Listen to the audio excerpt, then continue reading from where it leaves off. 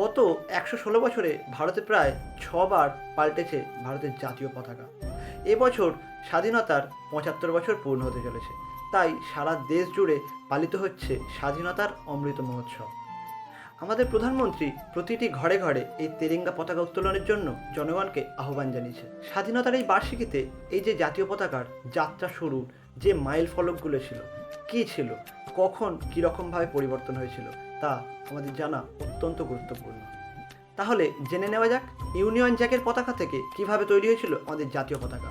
তাই ভিডিওটি স্কিপ না করে শেষ পর্যন্ত দেখুন, আর চ্যানেলে নতুন হলে চ্যানেলটি সাবস্ক্রাইব করে আমাদের পাশে থাকুন। দেশে প্রথম জাতীয় পতাকা পাওয়া যায় ১৯০৬ সালে। ভারতের স্বাধীনতা সংগ্রাম যত তীব্র হচ্ছিল, ততই বিপ্লবী দলগুলো নিজেদের অস্তিত্ব বজায় রাখার জন্য নিজস্ব কিছু পতাকা তৈরির জন্য প্রস্তাব রেখেছিল। ১৯০৬ সালের ৭ই আগস্ট কলকাতার পার্সিবাগান চকে, বর্তমানে যেটা গ্রিন পার্ক নামে পরিচিত, সেইখানেই দেশের প্রথম পতাকা উত্তোলন করা হয়। দেশের এই প্রথম পতাকাটি ছিল 3টে রঙের, উপরে সবুজ, মাঝে হলুদ এবং নিচে লাল। উপরে সবুজের মধ্যে সাদা রং দিয়ে 8টি পদ্ম ফুল ছিল, মাঝে হলুদের মধ্যে নীল রঙের বন্দে মাতারাম লেখা ছিল এবং নিচে লাল রঙের মধ্যে সাদা রং দিয়ে চাঁদ ও সূর্য আঁকা ছিল। পরের বছরই এই পতাকার পরিবর্তন ঘটে। প্রথম পতাকা পাওয়া মাত্রই 1 বছরের মাথায় দেশ পায় আবার দ্বিতীয় পতাকা।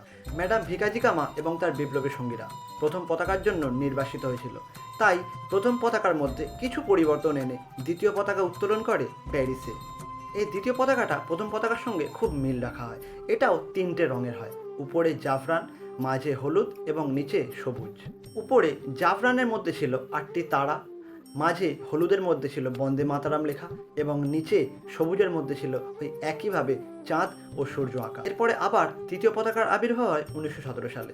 ডক্টর অ্যানি বেসান্ট এবং লোকমান্য তিলক এই নতুন পতাকা উত্তোলন করে। এই পতাকাটি তৈরি হয় একটু অন্যভাবে। এই পতাকা থাকে 5টি লাল রঙের ডোরা এবং 4টি সবুজ রঙের ডোরা, এবং এই পতাকার শেষ প্রান্তে একটি ত্রিভুজাকার আকৃতিও দেওয়া হয়।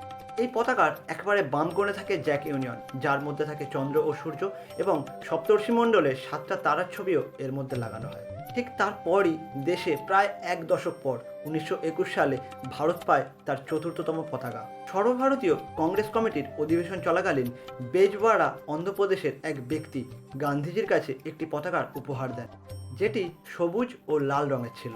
মহাত্মা গান্ধী সেই পতাকার মধ্যে কিছু পরিবর্তন আনে, তার মধ্যে আনে সাদা রং। সাদা, সবুজ ও লাল এই 3টি রঙের পতাকা তৈরি করে এবং দেশের উন্নয়ন দেখানোর জন্য এই সবুজের মধ্যে থাকে একটি চরকার ছবি। পরে আবার 1931 সালে এই জাতীয় পতাকার পরিবর্তন ঘটে। আনুষ্ঠানিকভাবে ভারতীয় জাতীয় কংগ্রেস গৃহীত করেছিল এই জাতীয় পতাকা। এই পতাকাটিও ছিল 3টে রঙের, উপরে জাফরান, মাঝে সাদা এবং নিচে সবুজ, এবং সাদার মধ্যে একটি ছোট আকারের সম্পূর্ণ চরকার ছবি দেওয়া হয়, যা জাতীয় অগ্রগতির প্রতীক হিসাবে মানা হয়। এবং সর্বশেষ পতাকা তৈরি হয় 1947 সালে। 1947 সালে যখন দেশ স্বাধীন হয়, তখন দেশ পায় তেরঙ্গা পতাকা। এবং 1931 সালের যে পতাকাটি, তা 22শে জুলাই 1947 সালের গণপরিষদে এই পতাকার পরিবর্তন করা হয়।